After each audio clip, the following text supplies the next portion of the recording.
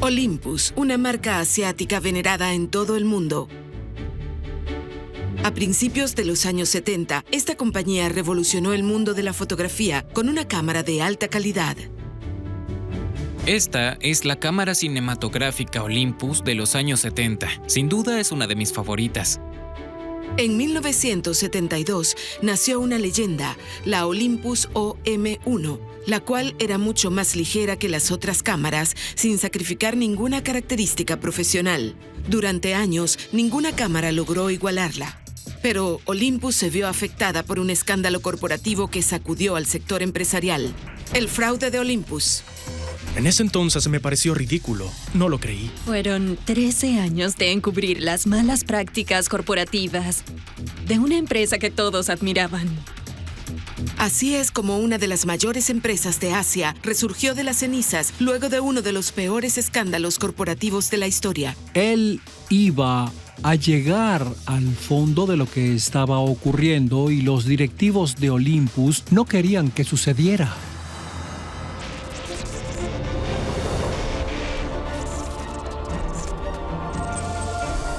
Secretos corporativos.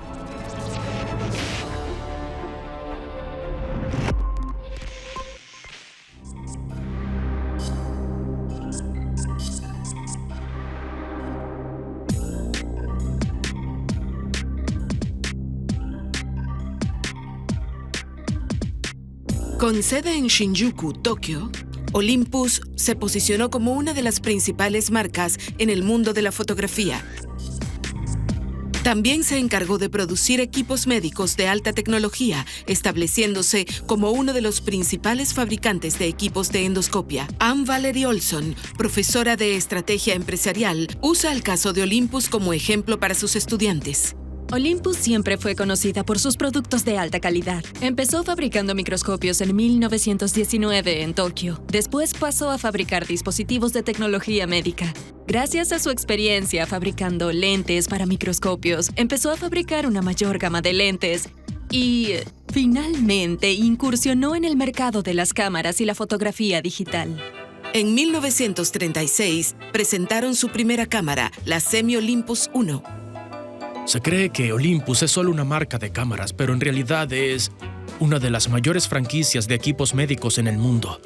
Podría decirse que es la principal fabricante de equipos endoscópicos. Para las mejores tomas. Con el auge económico de Japón en los años 70, Olympus reforzó su base de producción y se expandió internacionalmente con 3 productos: microscopios, cámaras y dispositivos médicos. ¡Qué buenas fotografías, Cheryl! Es gracias a la Olympus OM10. Olympus OM10. Olympus tenía una buena reputación. Sus prácticas estaban ligadas a la cultura japonesa.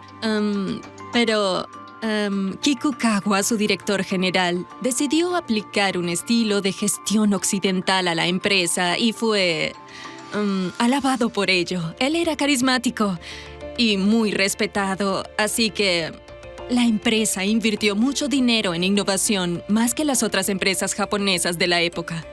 Al hablar de la cultura japonesa, estamos hablando de una cultura colectivista. Es el caso de muchos países asiáticos. Existe un gran sentido de la lealtad hacia la empresa. Es una cultura que tiende a ser jerárquica, que jamás cuestiona la autoridad y tan solo se limita a seguir órdenes. Se trata de una cultura muy leal, con vínculos muy fuertes. Kikukawa empezó a trabajar en Olympus en 1964 y ascendió hasta convertirse en presidente en 2001. Era muy respetado por sus compañeros y fue una pieza fundamental en el desarrollo de Olympus durante la era digital. En 2011 decidió contratar por primera vez a un extranjero como presidente y director de operaciones, Michael Woodford. Woodford ya era conocido por impulsar el crecimiento de Olympus en el sector médico internacional. Kikukawa confiaba en que lograría los mismos resultados en su sede en Tokio. Me presenté en el edificio Shinjuku Monolith, en la sede de Olympus, en Tokio. Fui a ver a Kikukawa. Era un hombre muy agradable. Estuvimos hablando de mi familia Incluso conocía sus nombres. Luego me dijo que sentía que no había hecho suficientes cambios en sus 10 años dirigiendo la empresa y que consideraba que yo podría hacer lo necesario. Eso fue todo. Y ni siquiera discutimos los términos, solo dije que sí. Gracias a su gran impacto durante sus 30 años en Olympus, Woodford se ganó un puesto al frente del sector europeo de la empresa. Se encargó de reformar con éxito las operaciones europeas y las hizo rentables. Kikukawa quedó impresionado con sus logros y confió en él.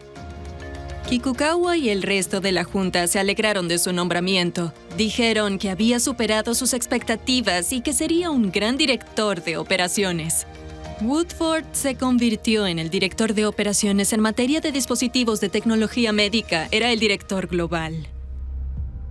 Contratar a un extranjero como presidente y director de operaciones es inusual en el entorno empresarial japonés. La mayoría de las empresas contrata a jóvenes recién salidos de la universidad que deben trabajar para ascender de puesto. Convertirse en miembro de la junta directiva suele tomar mucho tiempo. En el pasado, hace 30 o 40 años, ninguna empresa japonesa contrataba a personas extranjeras. Sin embargo, desde el inicio hubo indicios de que el nuevo nombramiento no era lo que parecía. Woodford se dio cuenta de que no tenía poder para tomar decisiones fundamentales, pues Kikukawa había creado el cargo de director ejecutivo para sí mismo. Cuando me ofreció el cargo de presidente, creí que me convertiría en el líder, pero Kikukawa tenía otros planes. Por lo general, el presidente desempeña el cargo de director ejecutivo, pero Kikukawa se nombró a sí mismo director ejecutivo y asumió el control de la junta directiva. Me di cuenta de que él era quien tomaba las decisiones. Todos en la junta eran marionetas y él era el titiritero. Nadie tenía nada que objetar. Todos hacían justo lo que Kikukawa decía, sin siquiera cuestionarlo. En 2011, menos de 4 meses después de ser nombrado presidente, Woodford descubrió un secreto muy bien guardado sobre Olympus, publicado en una revista local. Estaba en Hamburgo, en una reunión de la Junta Directiva Europea, y durante el receso, noté que un amigo me había enviado un correo electrónico. Decía: Michael, debes saber que la revista Facta publicó extraordinarias revelaciones sobre Olympus. Había un artículo que sugería que algunas de las adquisiciones hechas por Olympus eran sospechosas. Les habían dado grandes sumas de dinero a personas con identidades desconocidas por completo. Así que, ¿cuál fue el propósito de esas transacciones? Woodford se puso en contacto con su amigo Waku Miller, quien era su intérprete ante los medios de comunicación japoneses, y le mostró las impactantes acusaciones. Para ser muy honesto, y esto es algo de lo que me arrepentiré siempre, al tratarse de una revista que era un tanto sensacionalista, yo la descarté. No creí nada de lo que decía el artículo. Debí prestar más atención en ese momento. Michael estaba muy preocupado por la cantidad de deuda que habían contraído y yo debí escucharlo. Woodford quería llegar al fondo de estas polémicas acusaciones. La única manera de hacerlo era hablarlo con su jefe Kikukawa. Entonces, llamé a mi secretaria, Michiko, y le dije: ¿puedo ver al señor Kikukawa? Es importante. Y Michiko me respondió diciendo: Michael, con un tono seco, el señor Kikukawa está muy ocupado el día de hoy. Y luego dijo: pero ya que insistes tanto, y agregó énfasis en esa palabra, te verá durante el almuerzo. Esa fue la primera vez que Woodford se dio cuenta de los límites de su autoridad dentro de Olympus, cuando empezó a hacer preguntas que se negaban a responder. Fue duro para él darse cuenta de que en realidad estaba atado de manos. 2 de agosto de 2011, Woodford consiguió reunirse con Kikukawa y con el vicepresidente Hisashi Mori. Aquella reunión fue la primera vez que me atreví a desafiar y enfrentar a Kikukawa. Lo recuerdo como si fuera ayer y recuerdo que había una larga mesa en la sala de juntas y justo en el centro se encontraban sentados Kikukawa y Mori, quien gestionaba todas las transacciones financieras de la empresa. Kikukawa y Mori se hallaban en el centro de esta larga mesa. Delante de mi asiento había un emparedado de atún. Y si no eres japonés, puede que no entiendas el significado. Todos saben que me gusta el sushi, pero a mí me dieron un emparedado envuelto y en Japón nunca se sirve la comida con el envoltorio. Servir un emparedado de esa manera es algo que no es aceptable en Japón, y en el momento en que lo entendí me sentí de verdad desorientado. La comunicación no verbal es muy importante en Japón, y aquello era un recordatorio de que Kikukawa era el plato de sushi de lujo y yo era un simple emparedado de atún. Para Woodford, el mensaje era muy claro. Sin pronunciar una sola palabra, Kikukawa dejó en claro que como extranjero, Woodford no podía interferir en los asuntos más delicados de Olympus. Entonces sonrió y me dijo, Michael, estás muy ocupado como para preocuparte por esto. Como presidente, Woodford sabía que era su responsabilidad velar por las cuentas y responder ante los auditores. Así que le dije, sé que usted está muy ocupado. Sugiero hablar con el señor Mori a solas. Y no se lo tomó bien. Resopló, salió de la habitación y yo me quedé a solas con Mori. Como vicepresidente de Olympus, Mori informaba directamente a Woodford, quien esperaba transparencia y honestidad por parte de su personal. Woodford estaba decepcionado, ya que Mori le había ocultado el artículo de FACTA y decidió indagar sobre las denuncias de 3 adquisiciones en particular, incluyendo una empresa de cremas faciales y de microondas, así como el pago de $687 millones en honorarios a una empresa desconocida en las Islas Caimán. Él solo ignoró mis preguntas. Nunca me había sentido más desorientado en mi vida. Comencé a enfadarme con él. Le dije, ¿por qué compramos una empresa que fabrica platos para microondas? Digo, nuestra empresa fabrica equipos médicos, Mori. Era evidente que algo extraño estaba pasando. Estaban invirtiendo mucho dinero en empresas que prácticamente no producían dinero. Y además estaban pagando honorarios por un asesoramiento que sin duda no valía esa suma de dinero. Estaba enojado, así que me levanté, caminé alrededor de la mesa y me acerqué a él. Entonces le pregunté, Mori, ¿para quién trabajas? Dime, ¿para quién trabajas? Y mientras viva, jamás olvidaré lo que Mori me respondió. Me señaló y me dijo, yo trabajo para Kikukawa. Soy leal a Kikukawa. Secretos corporativos.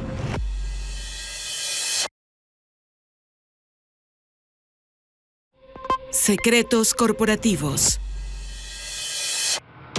En 2011, el empresario británico Michael Woodford, quien había sido contratado para modernizar la gigante japonesa de la electrónica, Olympus, se encontraba cada vez más aislado de los directivos de la empresa y del presidente de la junta directiva, Kikukawa. Woodford había encontrado pruebas de graves irregularidades en la empresa. Ahora debía tomar una decisión, continuar exigiendo respuestas o guardar silencio y obedecer. La madre de Woodford le inculcó un fuerte sentido del bien y del mal cuando él era pequeño.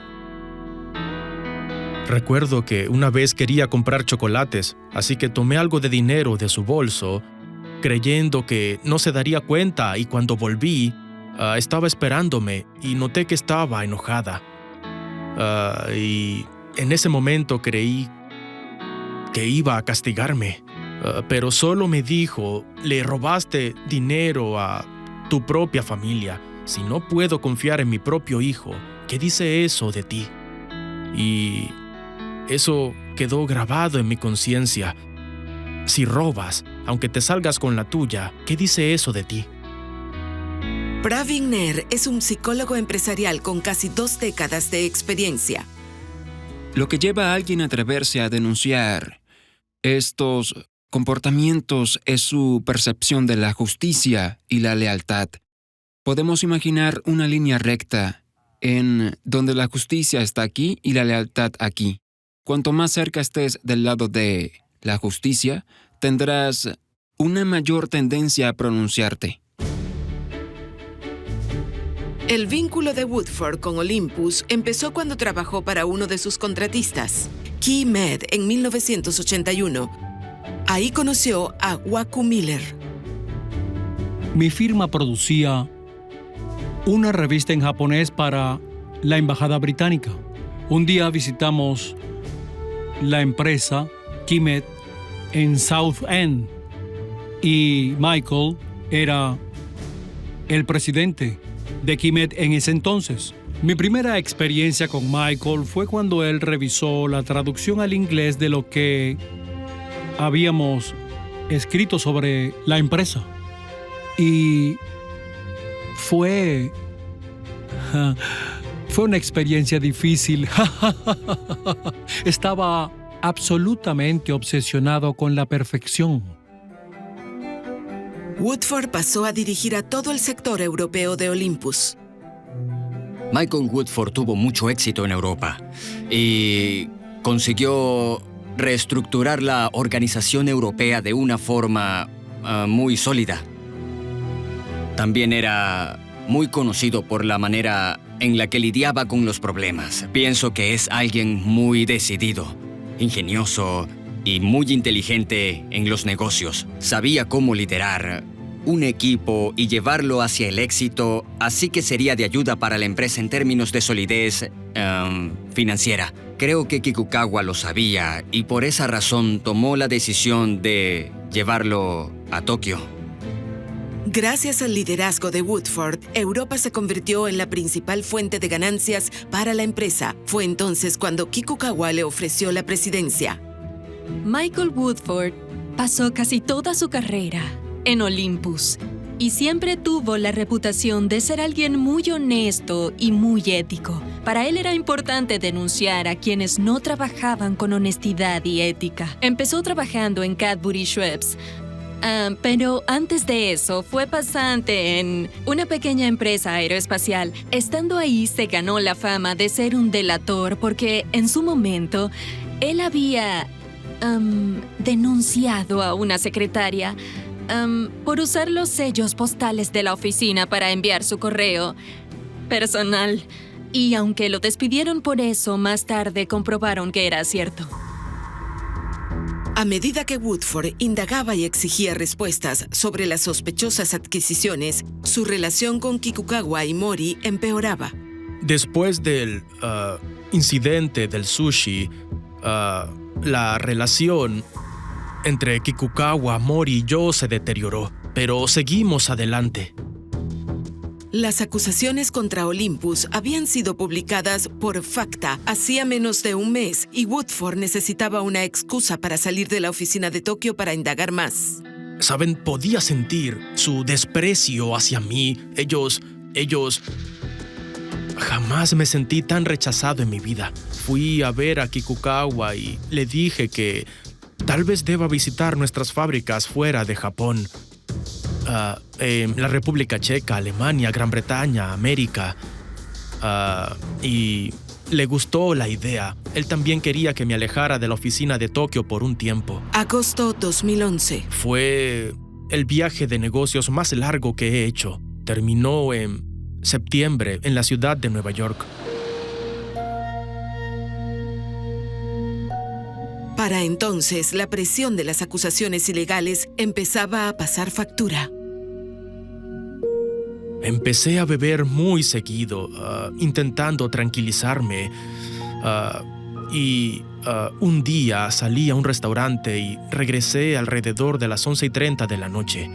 Y recuerdo que entré al baño, me miré en el espejo y pesaba 5 kilos menos que ahora.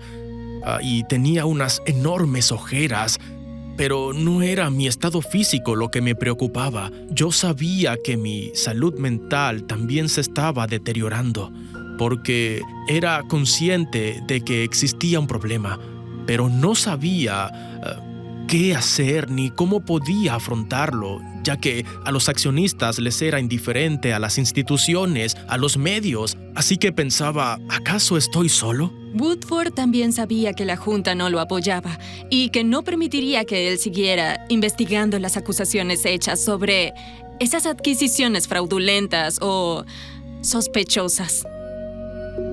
Woodford tenía noches de insomnio y empezó a depender de los somníferos.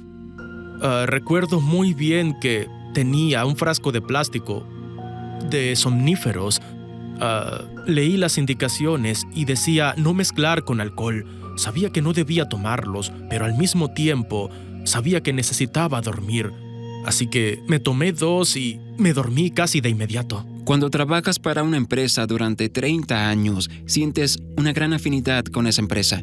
El hecho de que esa empresa de repente haga algo con lo que no estás familiarizado o en contra de tus creencias es casi comparable a que un miembro de tu familia esté en tu contra. Así que eso crea sentimientos de tensión que podrían manifestarse en cambios de humor, podrían manifestarse en insomnio, podrían manifestarse en la incapacidad de cultivar relaciones positivas en tu vida. Cuando estoy de viaje, reviso mi correo electrónico con frecuencia en caso de que haya algún mensaje de mi familia o de mis hijos. Septiembre 2011.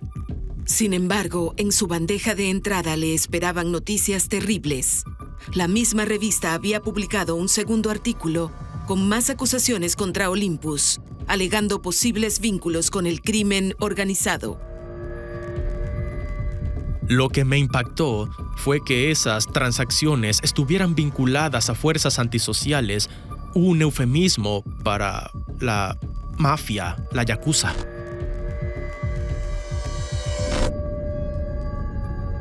La posibilidad de que ahí afuera hubiera personas horribles que tuvieran la intención de hacerme daño, o peor aún, a mi esposa, o peor, a mis hijos. Yo era un hombre de negocios. Yo me encargaba de firmar documentos, responder correos, visitar fábricas. No sabía cómo enfrentarme al crimen organizado. Denunciar comportamientos indebidos no es algo sencillo de hacer. Y, por lo general, el hecho de que alguien decida hacerlo dependerá de sus características personales.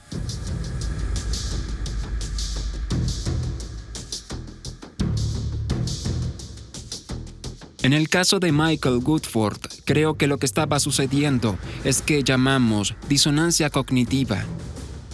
En principio, se produce cuando un individuo tiene 2 creencias contrastantes al mismo tiempo. Esto puede crear tensión, incomodidad y muchas presiones mentales.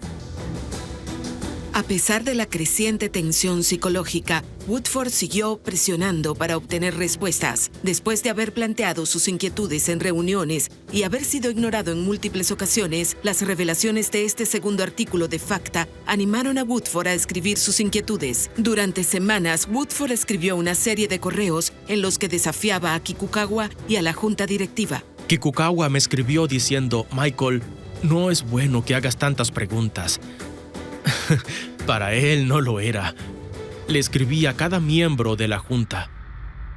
En octubre de 2011, Kikukawa nombró director ejecutivo a Woodford, pero además conservó su cargo de presidente, pero lo que parecía ser un cambio positivo fue ignorado casi por completo en Japón.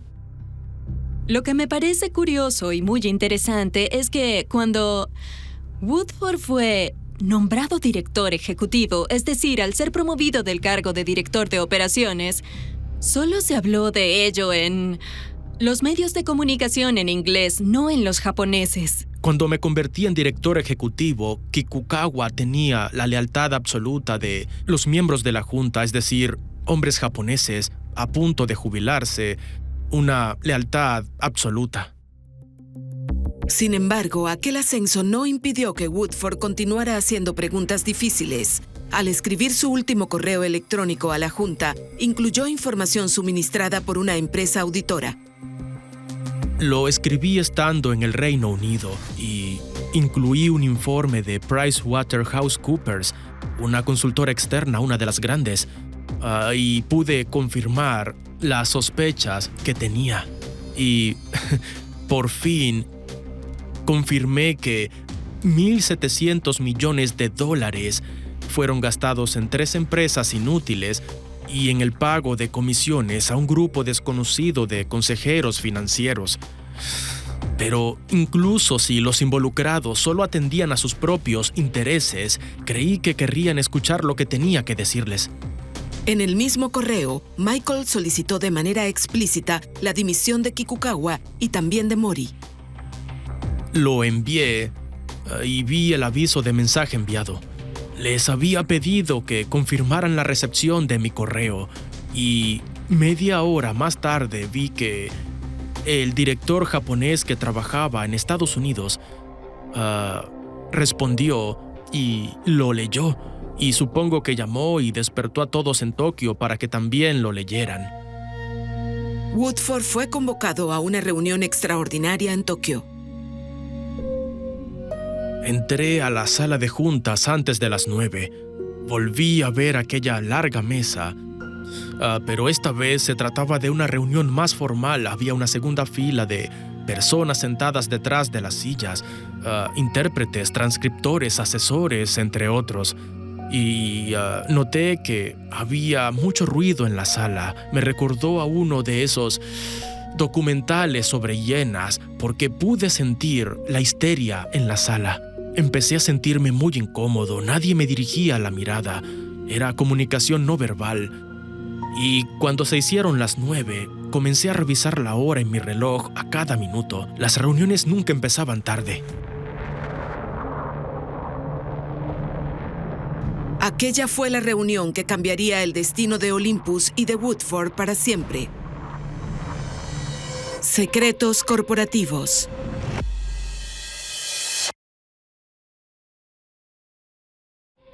Secretos corporativos. El empresario británico Michael Woodford tomó una decisión extraordinaria al solicitar la dimisión del máximo dirigente de Olympus, el mismo hombre que le había otorgado su cargo. La junta directiva convocó una reunión de urgencia. Casi 15 minutos después, Kikukawa llegó. Y Kikukawa no se sentó en su silla al extremo de la mesa, sino que se dirigió al podio que había en una esquina de la habitación, sacó un papel doblado de su bolsillo y dijo: en principio, la reunión de hoy había sido convocada para discutir ciertas inquietudes sobre Olympus, pero la razón por la que estamos aquí el día de hoy es la destitución de Michael Woodford como presidente, director representante y director ejecutivo. Cuando terminó de hablar, todos los miembros de la junta levantaron la mano apoyando mi destitución. Yo quería hablar en la reunión, tenía un documento con varias preguntas que había preparado la noche anterior, pero no me permitieron decir nada. Menos de 8 meses después de ser nombrado presidente de la marca japonesa de electrónica y 15 días después de convertirse en director ejecutivo, Michael Woodford tuvo que recoger sus pertenencias y abandonar el edificio. Pero justo antes de irse, un alto ejecutivo de Olympus entró a su oficina. Él era un hombre robusto como yo. Se acercó a mí y me llamó por mi nombre, Michael. Me pareció extraño porque solía llamarme señor Woodford o presidente en japonés. Fue una manera de desorientarme. Después él me dijo: deme su computadora. Le dije que no, porque mi computadora ya estaba en Reino Unido. Se enfadó mucho y me dijo que le diera mis teléfonos. Yo tenía un teléfono Samsung, se lo di. Y le dije que ya lo había vaciado. Pero yo también tenía un iPhone y le dije, muy enojado, que esperaba una llamada de mi esposa y le pregunté: ¿acaso eres policía? No puedes quitármelo y no te lo daré. El intérprete de Woodford, un estadounidense llamado Waku Miller, se encargaba de llevar sus relaciones corporativas con los medios de comunicación japoneses. Fue uno de los primeros en enterarse de su destitución. Lo despidieron porque, aunque llevaba 30 años en la empresa, se sorprendieron mucho al descubrir que él es una persona unilateral y arbitraria en su estilo de gestión. Así que no era adecuado para una organización japonesa. Él iba a llegar al fondo de lo que estaba ocurriendo en la empresa, y los directivos de Olympus no querían que eso sucediera. Woodford salió del edificio y se dirigió a su apartamento en Tokio. En la recepción, notó que había varios hombres corpulentos. ¿Quiénes eran? Verlos ahí alimentó mi temor y yo suelo ser muy organizado a la hora de empacar, pero metí todo en la maleta.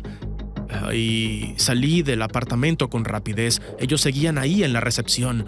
Y yo estaba sudando, incluso empecé a temblar. Llamé a Jonathan Sobel, quien era el corresponsal de Financial Times en Japón. Y le dije, Jonathan, esto es peor de lo que creía. ¿Podemos reunirnos? Y me dijo, en la cafetería del otro lado de la calle. Y 10 minutos después ya estaba ahí. Lo primero que le pregunto es, ¿estás bien? ¿Qué pasó? Él dice, faltan varios millones de dólares y entendí que él tenía miedo de estar en peligro, temía que lo estuvieran siguiendo. O algo peor, Olympus había gastado mucho dinero. Esta empresa gastó millones de forma misteriosa y sospechosa. Entonces me explicó lo que creía que estaba ocurriendo en Olympus. Me mostró una carpeta llena de evidencia que respaldaba su caso. Después tomó su maleta y fue al aeropuerto. Quería subirse al primer avión que estuviera disponible. No se sentía seguro. Pasé las siguientes horas revisando la evidencia y me puse en contacto con Olympus para obtener sus declaraciones. También conversé con editores y abogados. Y lo que Michael me dijo antes de irse fue, ¿puedo confiar en ti para publicar esta historia? 10 horas después de eso, se bajó del avión en el aeropuerto de Heathrow y su esposa estaba ahí. Había comprado una copia del Financial Times en el aeropuerto y la historia estaba en primera plana. Woodford estaba decidido a lograr que Kikukawa y su junta directiva se responsabilizaran de sus acciones. Dio tantas entrevistas con la prensa internacional como le fue posible para asegurarse de que el escándalo se hiciera mundial. Todos tienen que irse, cada uno de ellos. Si no, estamos ante una muestra de conformidad, incompetencia o algo mucho peor. Además de hablar con los medios de comunicación, Woodford planeaba una jugada directa contra Olympus. Estamos progresando. Reunía una nueva junta de funcionarios japoneses de alto nivel, pero estaba claro que los accionistas institucionales no estaban dispuestos a criticar a Olympus. Eran los 3 megabancos y la compañía de seguros. Esperaba cambiar las prácticas en Olympus. Pero sabía que estaba mucho más allá de mis posibilidades cambiar Japón. Las corporaciones debían cambiar. Y yo no podía hacer nada. Olympus contó su lado de la historia. Su postura oficial era que Woodford no entendía las prácticas comerciales japonesas. Entonces se nombró a un nuevo presidente. Si la pregunta es si los pagos fueron adecuados o no, la respuesta verdadera es sí, lo fueron, ya que la situación los requería. El señor Woodford reveló información de la empresa que recibió directamente del comité ejecutivo. Estamos decepcionados por lo que hizo. Trataban con desespero de salirse con la suya. Querían silenciarlo. Querían desacreditarlo. Desde el principio, subestimaron el hecho de que la verdad saldría a la luz sin importar qué dijeran.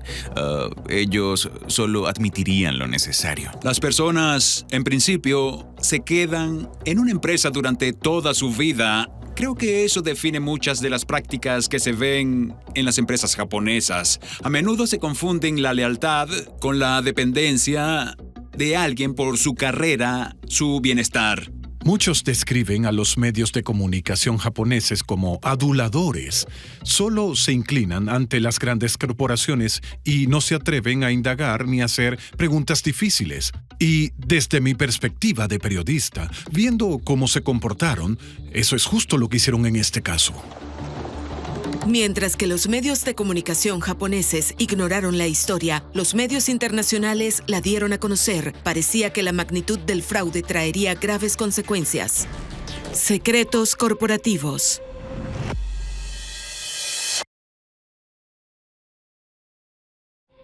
Secretos corporativos. Mark Worthington es un experto en la gestión de escándalos empresariales. Tras una década como corresponsal de la BBC News, actualmente trabaja supervisando los planes de comunicación de crisis para varias multinacionales. El hecho de que la empresa continuara negándolo, incluso cuando los medios internacionales escribían de forma abierta sobre las acusaciones y señalaban a la junta directiva de manera directa, es algo extraordinario. Es difícil ver algo así en otro lugar que no sea Japón. Y aunque parecía una posición indefendible, ellos solo siguieron negándolo todo. La razón detrás de su comportamiento es la lealtad corporativa que existe en la cultura de las empresas de Japón. Fue muy perjudicial para su reputación. En una situación así, cuando una empresa como Olympus se enfrenta a estos desafíos, lo peor que podrías hacer es empezar a negar, mentir, encubrir. En noviembre de 2011, Olympus por fin admitió haber ocultado pérdidas masivas. La empresa reveló que había realizado adquisiciones artificiales para encubrir malas inversiones desde antes de 1990. Tuvieron que pasar 20 años para que sus delitos salieran a la luz. Kikukawa dimitió 2 semanas antes de las revelaciones y Mori fue destituido por su participación en el fraude. Pero esto solo fue el comienzo de las consecuencias que la junta directiva tendría que enfrentar. En diciembre, el juez retirado del Tribunal Supremo, Kainaka, presentó un enorme informe que describía a Olympus como una junta de hombres obedientes y justificaba mis acciones, lo cual llevó a la dimisión de toda la junta directiva durante una reunión extraordinaria en abril. Durante esa reunión, por primera vez sentí un gran alivio, como cuando leí la historia de Jonathan, y esta historia será distinta. El Tribunal del Distrito de Tokio dictaminó que el expresidente Tsuyoshi Kikukawa y otros 5 miembros de la junta debían pagar más de $500 millones a Olympus, pero el daño ya estaba hecho. Las acciones de Olympus, que se habían mantenido estables desde que estalló el escándalo, se desplomaron casi un 70% en menos de un mes. El impacto de este escándalo en la reputación de Olympus, en términos de sus finanzas, en términos de su personal, fue colosal y no puede ser subestimado.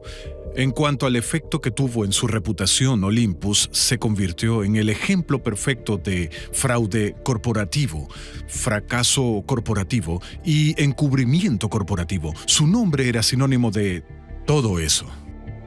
El caso de Olympus planteó preguntas sobre la gestión de las empresas japonesas. Durante mucho tiempo, los reguladores financieros habían tolerado el método empresarial de encubrimiento de pérdidas, conocido como Tobashi. Sucede que en los 80, muchas empresas tuvieron problemas para expandir sus mercados principales, sobre todo después de la revaluación del yen, el aumento de su valor y la separación de algunos de sus mercados en ultramar.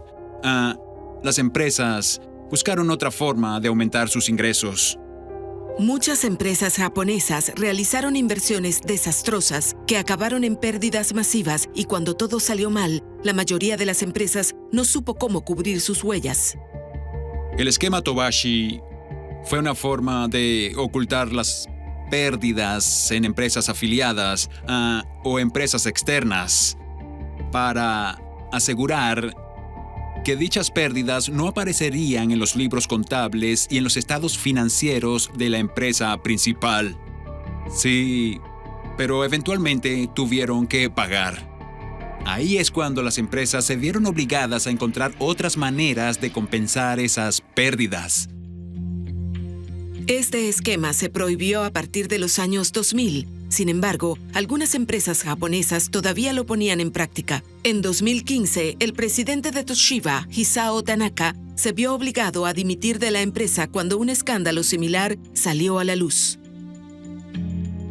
Desde el escándalo de Olympus, se implementó un nuevo código de gestión corporativa que apoya prácticas como nombrar a directores independientes en todas las juntas directivas, lo cual no era algo común en Japón. Esta iniciativa es algo que estaba en proceso desde antes, pero el escándalo de Olympus, sin duda, fue el argumento final que ayudó a convencer a algunos escépticos de que valía la pena intentar enmendar la reputación de los mercados y empresas de Japón. Muchos pensaban que no tenía sentido dejar la empresa de inmediato, porque los fundamentos de la empresa y la estructura existente en las distintas regiones y en las distintas organizaciones eran buenos.